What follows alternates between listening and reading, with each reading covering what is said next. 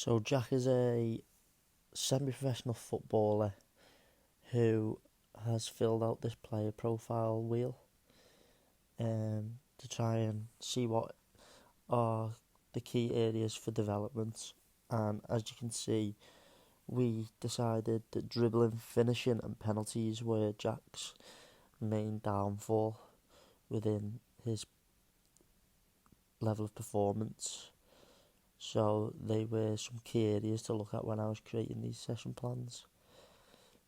As a semi-professional footballer, he believes he's not scoring enough goals at the level he should be at, and that's why we're looking to develop his finishing and penalties, as he wants to be the penalty taker for his football team so then he can score more goals.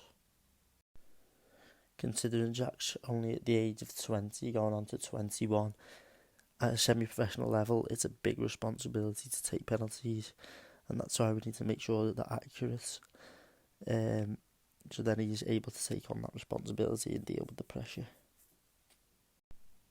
As last season was obviously his debut season at a semi-professional level, he's looking to kick on this year, this season, to score more goals and get more assists, and with good finishing and dribbling that's more likely to happen. He's also told me that he's very confident, and that's why developing his dribbling means he's more likely to get more assists. Jack has spoke with me about his goals and assist contributions to last season, which was 4 assists and 5 goals, and obviously he sees himself at a better level than that. So we used the likes of goal setting, long term and short term, to be able to recognise where he should be at the end of next season. So this is session plan 1, which was at the venue Prescott Soccer Centre. Started at 12 o'clock and we finished at 12:25. The equipment that I used was cones, which had goals, footballs, and other equipment such as hurdles and ladders we weren't able to get hold of, so we just used more cones. The session aims were to improve finishing outside and inside the box, movement when around defenders, and penalty finishes. So firstly, we started off with a high intensity warm up, and obviously we do this to try and avoid any injury.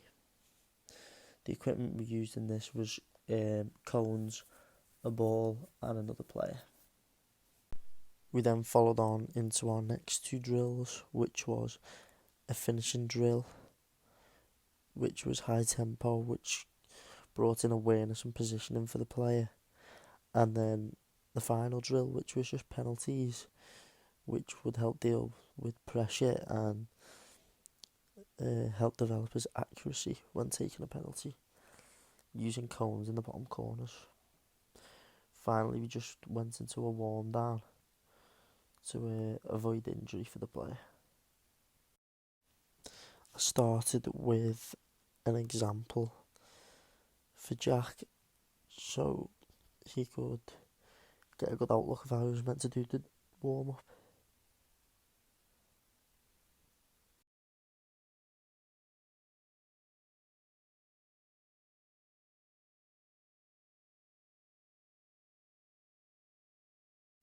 When showing a player how to do a warm up, it gives them an idea of the intensity and how what has to be done. When watching Jack do his warm up, I tried to keep the intensity there and told him the importance of a warm up, as it prevents injury for players. Even though a lot of players don't enjoy warm ups, it has to be done so that they are able to enjoy the session injury free.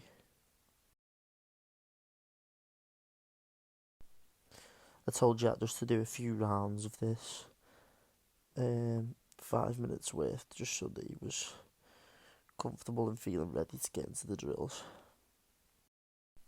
I began with a demonstration for Jack, so he could see how it's done.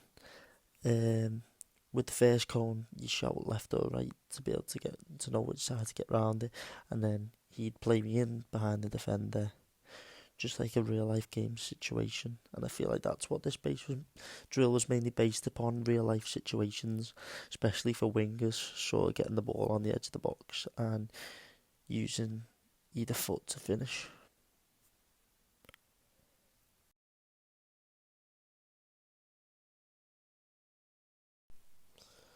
Now I obviously got Jack to have his turn at doing the drill, where he started off a bit slowly. Um, so he was just understanding the drill really. Some finishes weren't the best, and obviously as you can see here, he took a bit of a rough first touch, where he wasn't able to get out his feet properly to create a good finish. So I told him just to maybe not rush the shot, take your time and make sure he finishes it properly.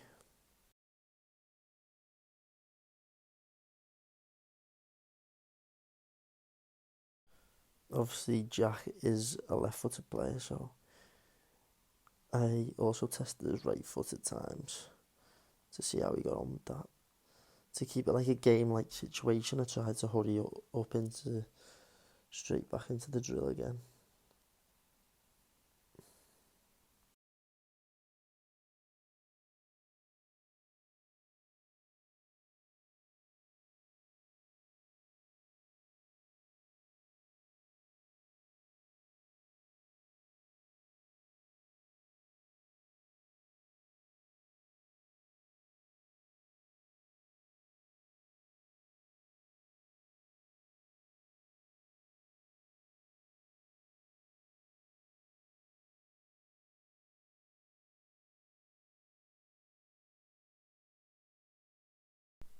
So with Jack, I ended up spending 10 minutes repeating the drill, where the intensity did get better, but some of the finishing still wasn't up to standards with what I thought it could be at the standard he's at.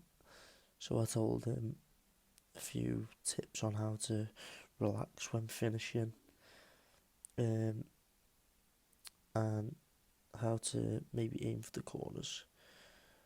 A lot of his shots went over the crossbar, which is obviously not what we were aiming to do. So I gave him tips on shooting, the coaching points, and how we can improve next time if we was to do that drill again. But overall, he did enjoy the drill, and he said he found it enjoyable, which is also a good part of coaching. My next drill was just basic penalties, and I shown him first off with an example.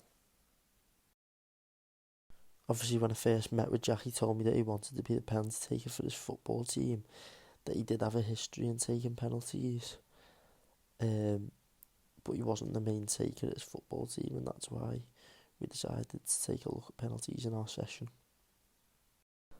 After practicing plenty of penalties over 5 minutes, I seen that he did have potential in taking penalties for his football team, as he did have confidence when taking them. And obviously, when he said that he used to take penalties when he was younger for his clubs, that did give me a bit of confidence that he would be good enough to take them.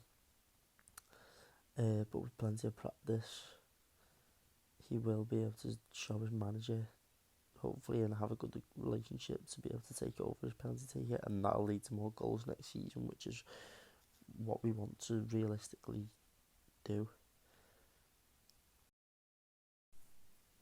Me and Jack then just got into a basic warm down together. Obviously, a warm down can be crucial to so there's no fatigue the next day and to prevent injury. We both done it together, and he just copied what I'd done. This lasted 5 minutes, and that was the end of the session.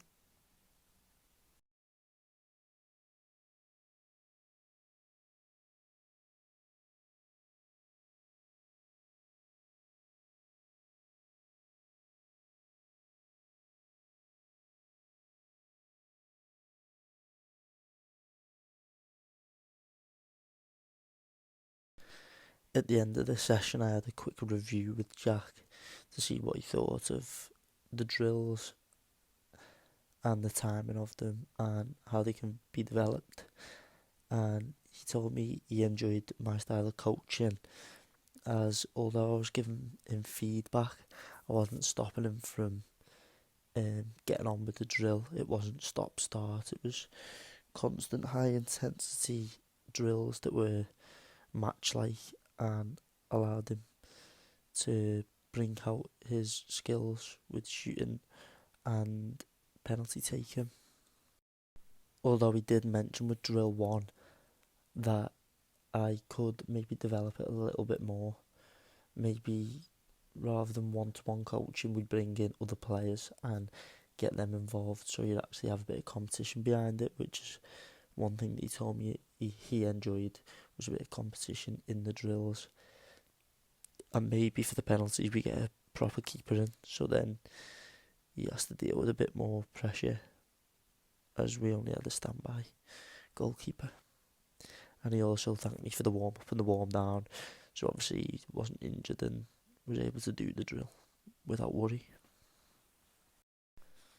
He also told me that if he was to do this as a repetitive drill, then he believes it would eventually improve his finishing in and around the box, and his thought of awareness and movement when around defenders, with obviously the cones being there.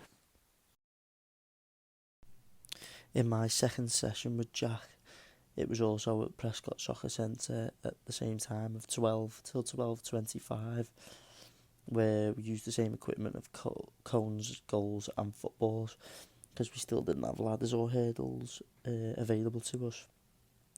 This session, the aims were to improve finishing first time and to improve free kick finishing, as he's seen these two of his weaknesses. I obviously give him his coaching points of finishing, which is centre of the ball, a strong connection, follow through, to pick a spot, to be relaxed, to keep their eyes on the ball, and to keep close control of the ball. Obviously that's not as appropriate in this session, the close control, because that it's first time finishing, but that's for whenever he's dribbling in a game.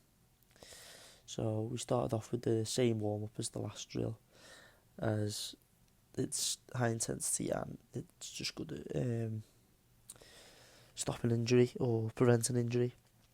The first drill was a high intensity drill which focused on finishing, and it was repetitive, so that he was constantly doing the same type of finish but from different areas of the pitch. The next drill was a free kick drill from either side of the box, which was a repetitive drill.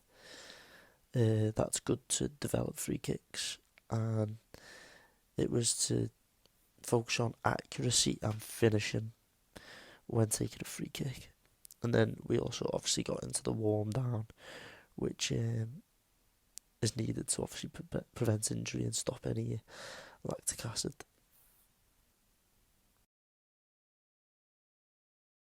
So I started with a warm up for Jack in this session, obviously to prevent injury, as we know.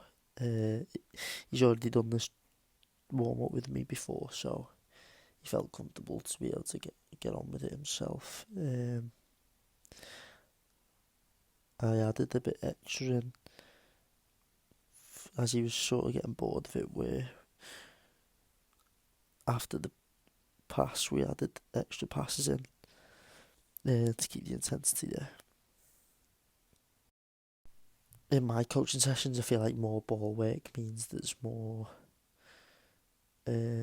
communication and more engagement with the player, so that's why I tried to incorporate a ball into my warm up.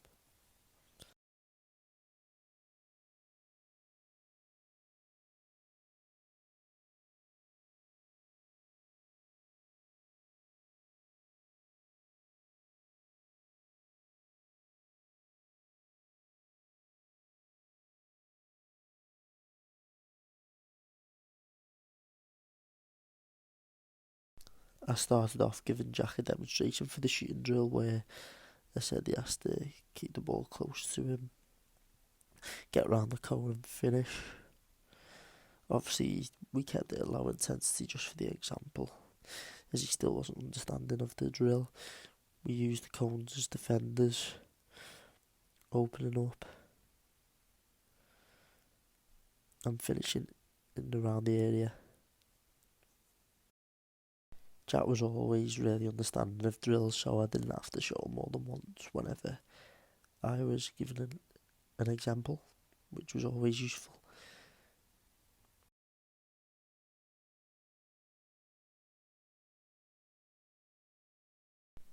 After I'd shown him the drill and shown him how it was executed, I obviously let him have a go. He started off quite slowly, missing a few shots, and obviously he was a bit rusty on the dribbling, but he got quite fond of it very quickly, as I thought he would. Obviously his positioning here is a bit dodgy, but it was quite a decent first touch, and he done well to finish it with the angle that he was at. And his first touch in and around the cone here was quite dodgy a few times, so he done well to eventually, at the end of the drill, develop his first touch. Here is another example of him doing it. This was just his second attempt. Obviously, I told him to pick up the intensity a little bit because, as you can see, he just didn't look like he was doing it at high intensity, which is obviously going to create a bad first finish. Here, his first touch was not very good at all, so that's what I kept in mind and told him he needs to do better on. I spoke to Jack at the end of the drill, and he did think it was a good drill, but he did say it's maybe a bit too similar to the last session, could have changed it up a little bit, and he said the first time finishing wasn't really there. Maybe I could have laid one ball off to him or something, and then allowed him to have the first time finish. But the finishing and first touch at the end of the drill was so much better than when he first started it, so if he was to practice that in more sessions, he would definitely develop as a player. Especially at semi-professional level, you need a very good first touch. That is one of the key things. I began by giving him coaching points on how to take free kicks. Obviously, he told me he wasn't the best with free kicks, but some of these free kicks were actually really good standard. Obviously, if I was to do the drill again, I'd definitely put a wall in there because it's what's gonna get him in a more game-like situation if he wants to take free kicks in a game. Which obviously everyone wants to take as many set pieces as they can. So yeah.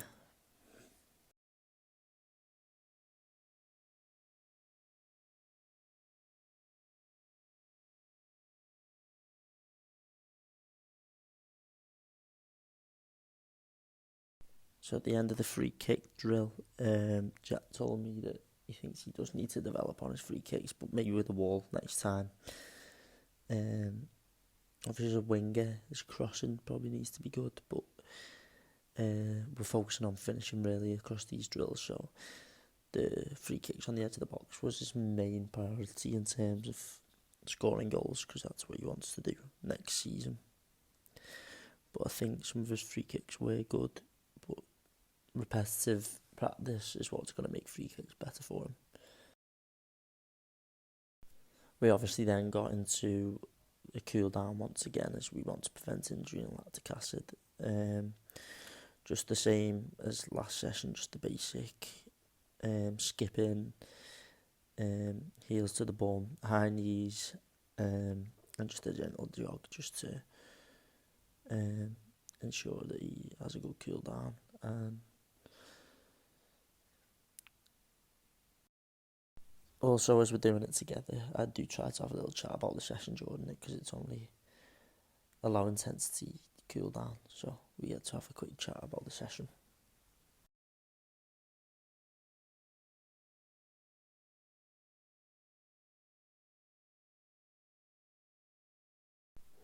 So after the session, I had a discussion with Jack of what he thought about the two sessions. But firstly, we spoke about the second session. He said it was a good high tempo session, and obviously enjoyed the fact that he could focus on his free kicks. And it was a one-to-one scenario, but he does believe that maybe like a better goalkeeper or defenders within the drills would develop him as a player. Because it's more like it's a more game-like situation. And it's not just cones, and it gets him more engaged with the drills. When we spoke about both sessions overall, Jack thanked me as he thinks that I did focus on his weaker areas, which was obviously finishing, penalties and dribbling. I tried to incorporate all of them, as well as have free kicks in there just to mix it up, because obviously his free kick ability also wasn't the best. I also decided to sit and talk to Jack about some goal setting for the next season. He wanted to outdo himself last season, obviously, and I thought I could provide him with some insight of what I think he could do. And I set him the target of 15 goal contributions, whether that's 7 goals or 8 assists or whatever. I do believe that he will be able to reach that target if he puts the effort in, and make sure that he does more drills and gets into more one-on-one coaching to enhance his ability.